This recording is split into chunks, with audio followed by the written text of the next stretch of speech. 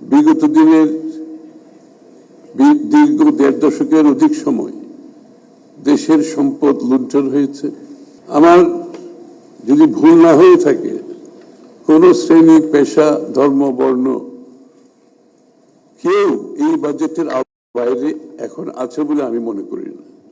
যে এই বাজেটের প্রেক্ষাপটটা এই জন্যই যে একটু ভিন্ন, যে সত্যিকার অর্থে বাংলাদেশের প্রত্যেকটি মানুষকে নিয়ে, প্রত্যেকটি নাগরিককে নিয়ে তাদের জীবনযাত্রার মান, তাদের ভবিষ্যৎ সব সময় বাজেটে প্রতিফলিত হয় না। এবারের বাজেটে আমরা চেষ্টা করেছি প্রতিটি মানুষকে আমাদের বাজেট চিন্তায় নিয়ে আসার জন্য। একেবারে আমি যখন বলছি প্রতিটি মানুষকে,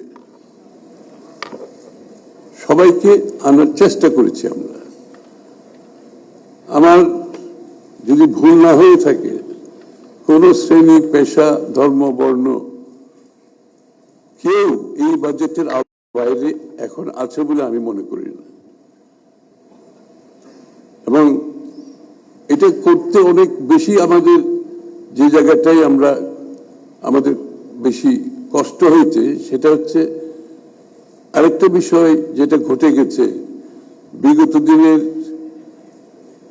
দীর্ঘ ১.৫ দশকের অধিক সময় দেশের সম্পদ লুণ্ঠন হয়েছে, দেশের প্রতিষ্ঠানগুলো ভেঙে দেওয়া হয়েছে, অর্থনীতি একটা ভঙ্গুর অবস্থায় চলে এসছে, রাজনৈতিক অধিকার, সামাজিক অধিকার প্রশ্নবিদ্ধ হয়েছে। সেটা হচ্ছে আরেকটা প্রেক্ষাপট, যার কারণে আমরা সম্পদের সীমাবদ্ধতাকে কাটিয়ে ওঠা খুব কঠিন হয়েছে আমাদের পক্ষে। এই সীমাবদ্ধতার মধ্যে এই উচ্চ আকাঙ্ক্ষা এবং সবাইকে একটা ইনক্লুসিভ বাজেট করতে গেলে এটা একটা কঠিন বিষয়। তার মধ্যে আমরা চেষ্টা করেছি, আমি আগেও বলেছি, প্রতিটি মানুষকে এই বাজেটের আওতায় আনার জন্য। এবং এই জন্য আমাদের স্লোগানটি ছিল এরকম: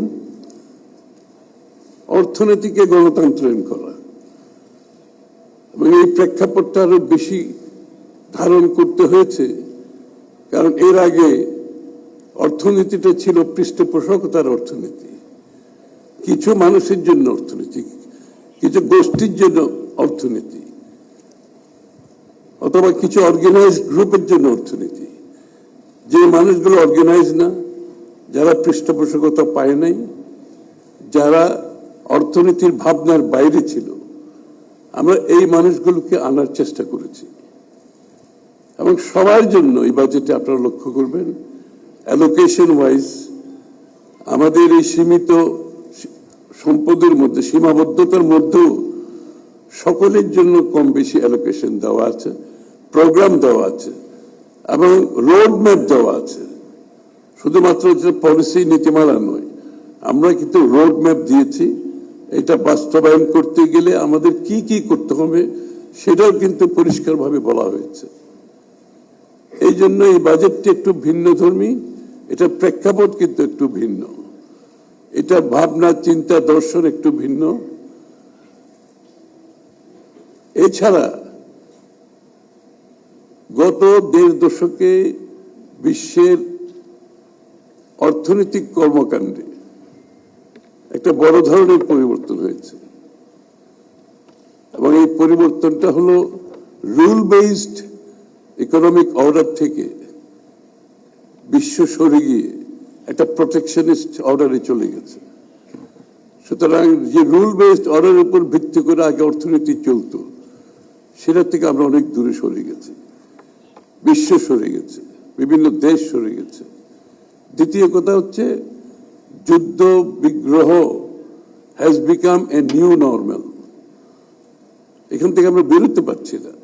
আজকে ইউক্রেন, কালকে মধ্যপ্রাচ্য, প্রতিনিয়ত কিছু না কিছু ঘটছে, যার কারণে স্বাভাবিক অর্থনৈতিক কর্মকাণ্ড বিঘ্নিত হচ্ছে, যার কারণে দেশের অর্থনীতিগুলো প্রপার পরিকল্পনার মাধ্যমে একটি অর্থনৈতিক বাস্তবায়নের দিকে যাওয়া কঠিন হয়ে গেছে। আমাদের বেলায় সেই চ্যালেঞ্জটা আরো বেশি বড়, কারণ আমরা যেটা ইনহেরিট করেছি বিগত ফ্যাসিস্ট সরকার, তারপর ইন্টেরিয়াম গভর্নমেন্ট থেকে